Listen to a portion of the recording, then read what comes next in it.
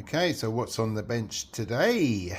Well, customer wants his very nice Squire Classic Vibe thin line upgraded with some really nice parts.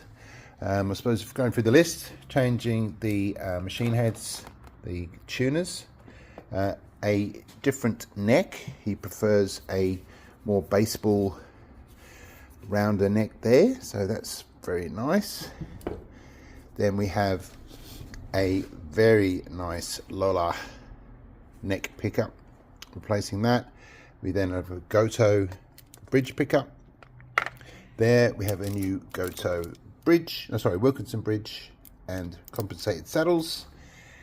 And this will make a huge difference, is the switching and pots, etc., which are going to go in here. And then I think that's about it. So, and then obviously a big setup to hopefully get it playing as good as the fittings will dictate. So we'll see how we go. First job will be to take the pick guard off the bridge and do the electrics first, get the new pickups in and all wired up. So therefore that's all done. Then we'll do the neck and that, and then obviously we've got to also drill the holes, make sure that it's perfectly straight so that the top and bottom E strings are perfectly aligned and not falling off either edge. So that's first job number one. Okay, quick update. We have the Lola neck pickup in, not soldered on yet. The new wiring loom, which obviously you have to connect the jack to. I've put the Goto pickup into the Wilkinson neck plate, which looks very nice. Lovely cloth waxed wire. Made 100% sure and also labelled it for my very essential, especially with a single coil, a bridge earth. So I made sure that that was kept left in, and just stripped a bit of fresh wire to make sure that we get a good contact. What else is there at the moment? So really I've just got to get the soldering iron out, connect these various bits up, and then get it connected to the pick guard, and then we're on to the neck.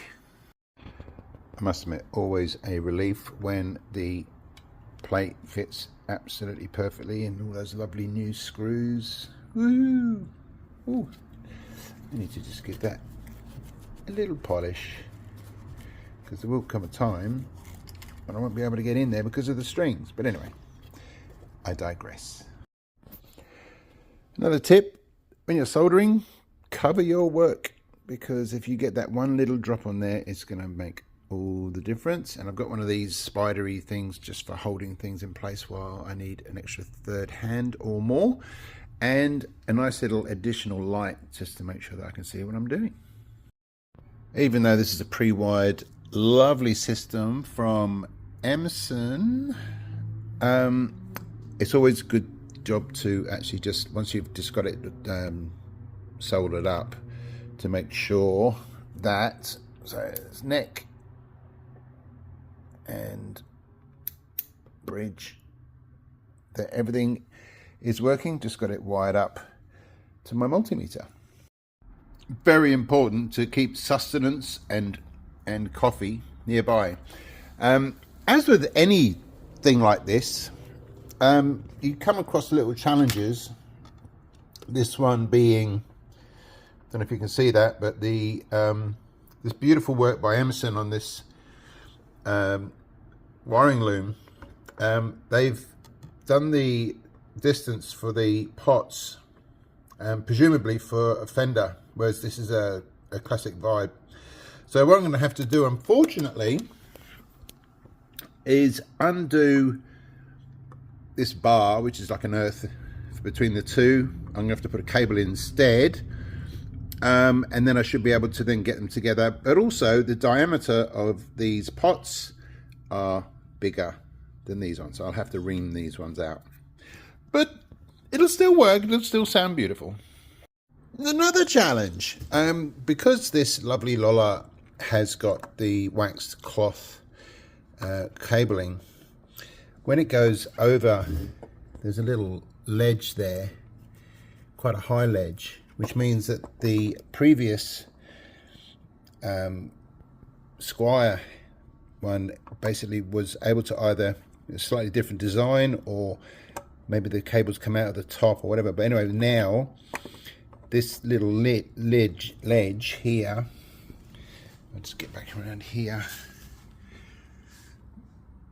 is now impeding on getting a nice straight run up and down for that particular pickup. So I'm going to have to just channel just probably back to this point here, a little sort of a slant going down, so that these cables have a clear run. So there you go. So as you can see now, lies beautifully flat, and I think you can just about see that I've just had to carve out a little bit of a shallower run down to those cables. So, and everything, and also just checking, always checking to make sure there's the neck